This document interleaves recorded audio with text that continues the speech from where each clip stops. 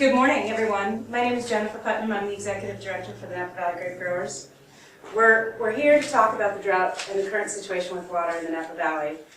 The Napa Valley Grapegrowers represents over 670 vineyard owners, and for us, best practice around all vineyard management is very important. Water is a key part of that equation, and we're doing everything we can to communicate outward about what we're doing here, what the challenges are, and how we can move forward together to solve them. Our mission is to preserve and promote the Napa Valley's world-class vineyards. And last week we had a town hall meeting for members, which was standing room only, talking about technical sort of in-house practices and methods for managing this situation. Today we want to expand the conversation to a broader audience, and we invite you to join the conversation today on Twitter. And the handle for that is @NVGrapegrowers, all one word. So please tweet in your questions. We'll answer them toward the end of this session, and we're looking forward to that.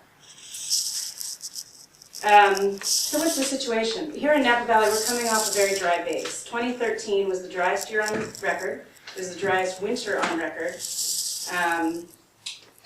2013 rainfall levels were about 6 to 8 inches, and normal for the southern parts of Napa might be about 12 inches. Northern parts of the valley might be around 25 inches. We're also experiencing warm temperatures, and we'll talk about all of that. The last time that we saw levels like this was 1976 and 1977. Both years had about a third of the rainfall that was normal. So right now, according to our ag forecast, and I just printed up the report for us this morning, Napa, the southern end of the valley, would have about 15 inches of rain to date. We do water months, so we're talking about July 1 through January 31st. We would be at 14.95 inches. Currently, we're at 2.98 inches. So we're in a different situation than we've been in before, and it's important for us to talk about how to move forward in a lower water year. The forecast is sort of more of the same. We do have some showers coming up later this week and possibly next week, but the word there is showers. We want rain. We want a lot of rain, and we can still do it. We've got some months ahead. We're not finished with our water months yet. And if we saw another 6 to 8 inches, we'd be in great shape for the year. So we will hope that February, March, and April are very wet. If everybody goes and washes their cars, maybe that'll happen. So is there good news? You bet there is. Napa Valley Grapegrowers have a wealth of resources and information and a really strong network and communication system that functions here at a high level.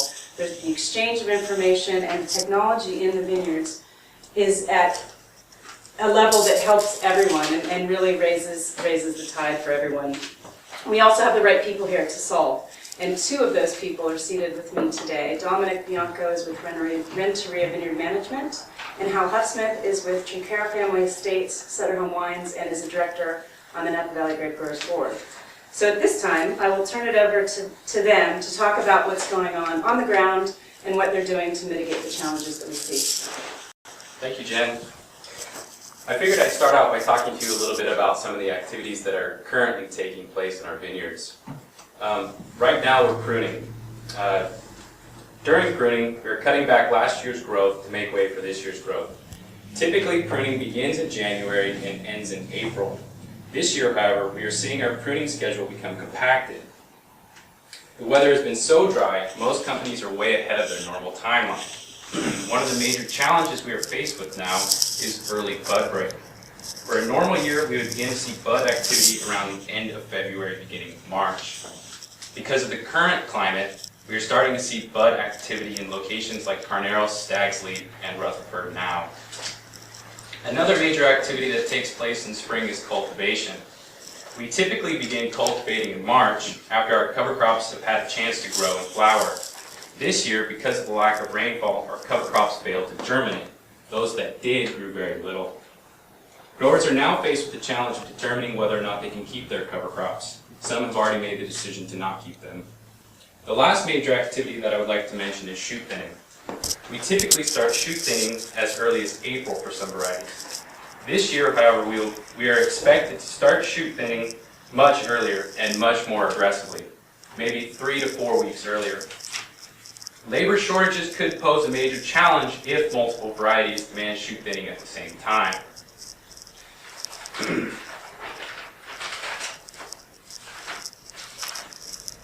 So what are growers doing to mitigate the drought?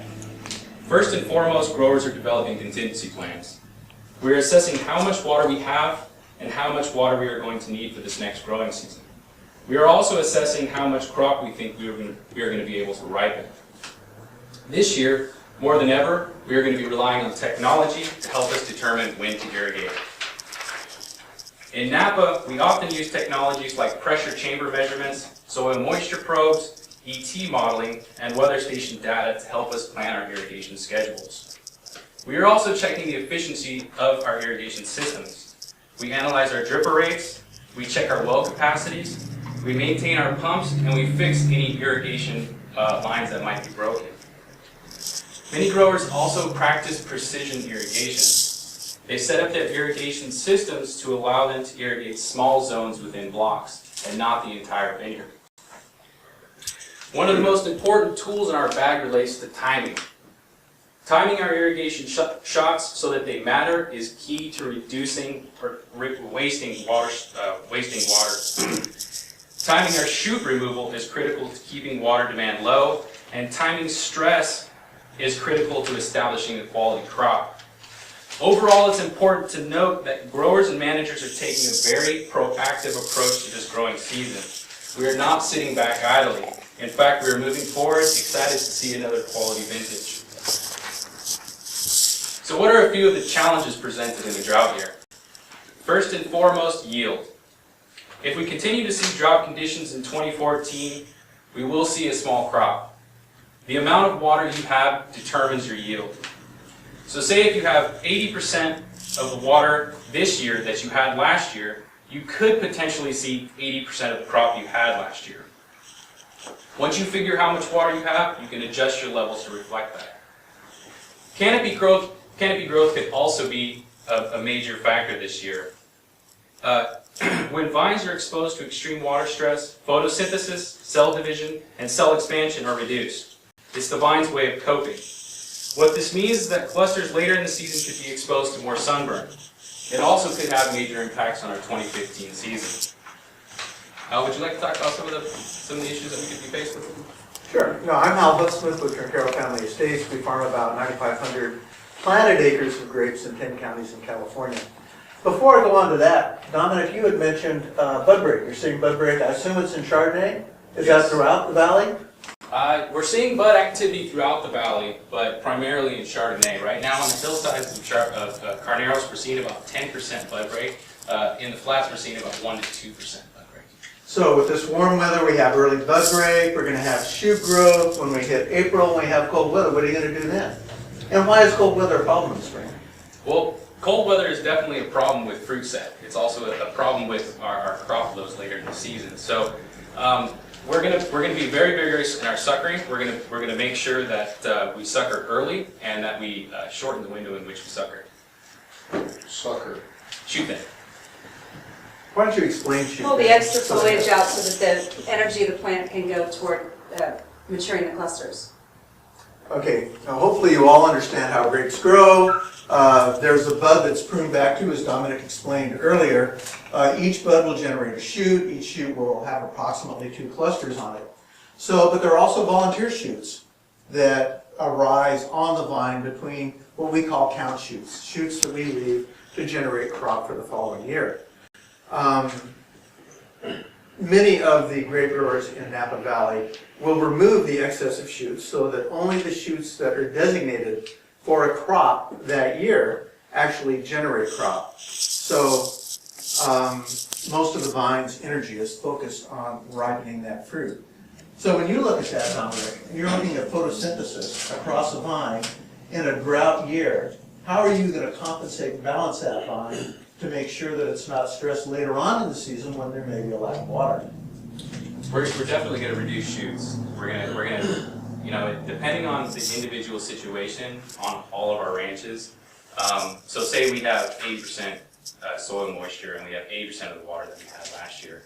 Well, we might end up adjusting our crop load, the amount of shoots that we have accordingly. So we might reduce the total crop load. We might remove some of the shoots in order to maintain a balance in our vineyard. Okay, and you will do that based on the amount of water in the ground, do you use neutron probes or We do. another way Yeah, of we use measuring water? neutron. How does that work? So a neutron probe actually measures the amount of soil within your amount of water within your soil in the vineyard. So that's a good point. So my comments focused on rainfall, and I think most people are focusing on rainfall. But maybe you can talk a little bit about groundwater, because we do have a rather large aquifer here in the Napa Valley. And our groundwater is very important to the whole community and to our industry. Napa County's been very diligent in measuring groundwater levels in Napa County for a couple of reasons. One, to make sure that there's adequate water for not only agriculture, but for the municipalities that rely on groundwater and surface water. Also to see if there is some correlation between surface water in the Napa River and groundwater that's extracted through wells for use in agriculture or at municipalities. So we do have a history of measuring well levels in Napa County, and 2 years ago a group of primarily agriculturalists, grape growers, and vintners in Napa County collaborated with the county to form what is called the Groundwater Resource Advisory Committee, which is tasked with seeking growers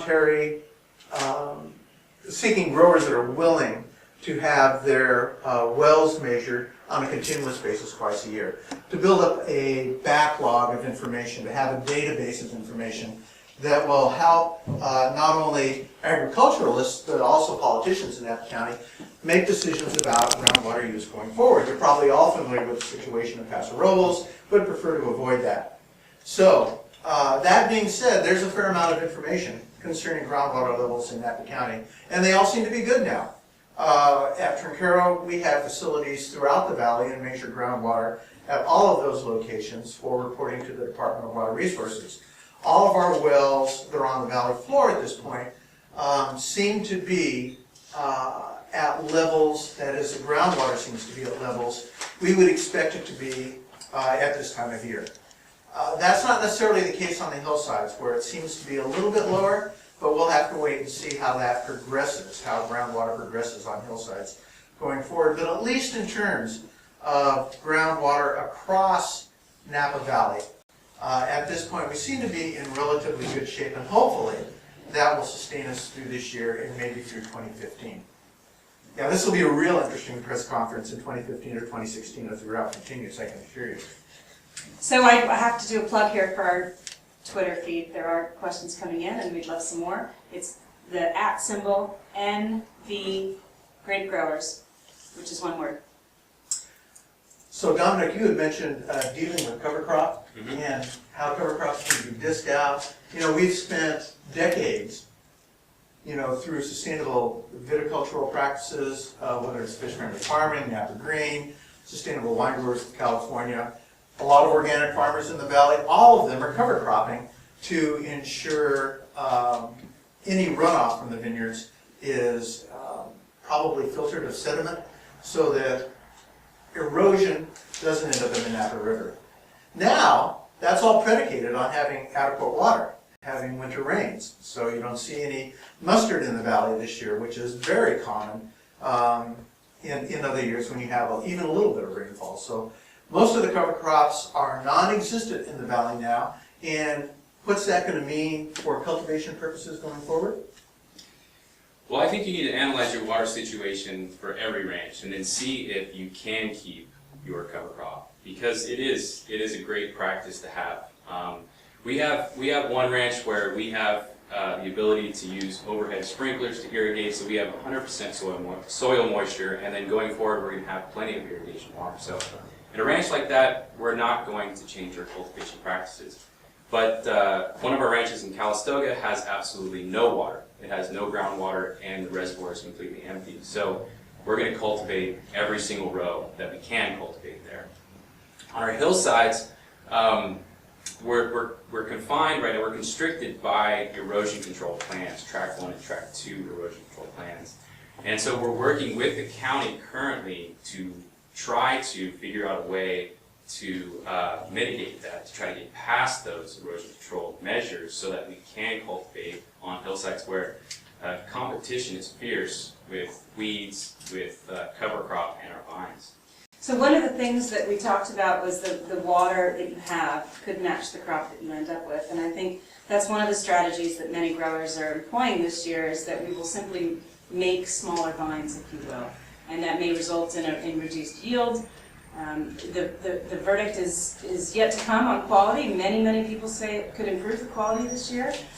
But regardless, the viticultural practices at hand are really to manage a slightly smaller system this year. And I think that's smart growth going forward, because as we've seen in some historical data, this could be another year, possibly, of limited water, and how we use it smartly is at the forefront of everyone's mind.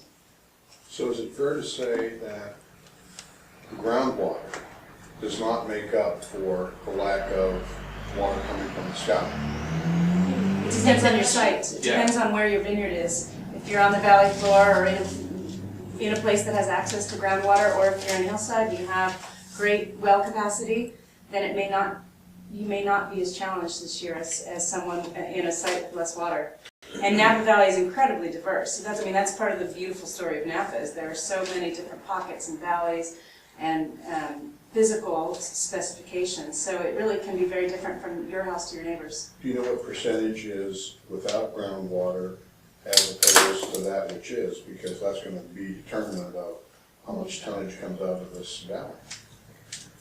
I don't know that anyone has the answer to that, but it's certainly a good way to look at it. Yeah. We're sounding all of our wells currently, and we're finding that that our wells capacities are not flexing at all. So we're confident in our wells right now.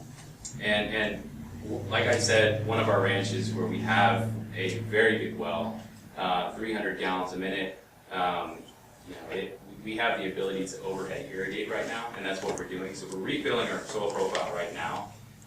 We've actually irrigated for a total of 60 hours with our groundwater. We haven't seen any fluxes in our well. So, we're not seeing any challenges for that specific site this year. So I do have some questions, and I think it's time, looking at our time, it's probably the right time to go to Twitter. There was a question about why there's not as much mustard this year. I believe that's been answered. There's also a question about, what about dry farming? Is it affected in this kind of a water year? We'll make sure that we don't have an excessive canopy. That would be leaves that aren't being productive, that aren't photosynthesizing, that are merely transpiring water and not yielding any sugars for the fruit.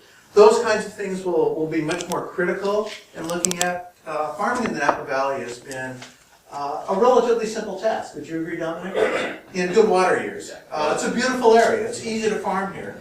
But this year is a bit of a challenge, and we'll all learn, hopefully, about the value of water, what a valuable resource it is, and how to get the most we can from the limited resources that are available. Farmers are fairly adaptive. They're awfully clever when it comes to dealing with this sort of thing, and I would expect that even if the drought persists for a couple of years, that at least in the Napa Valley, we're liable to have stable and reasonable crops of fairly high quality. Would you agree? Absolutely.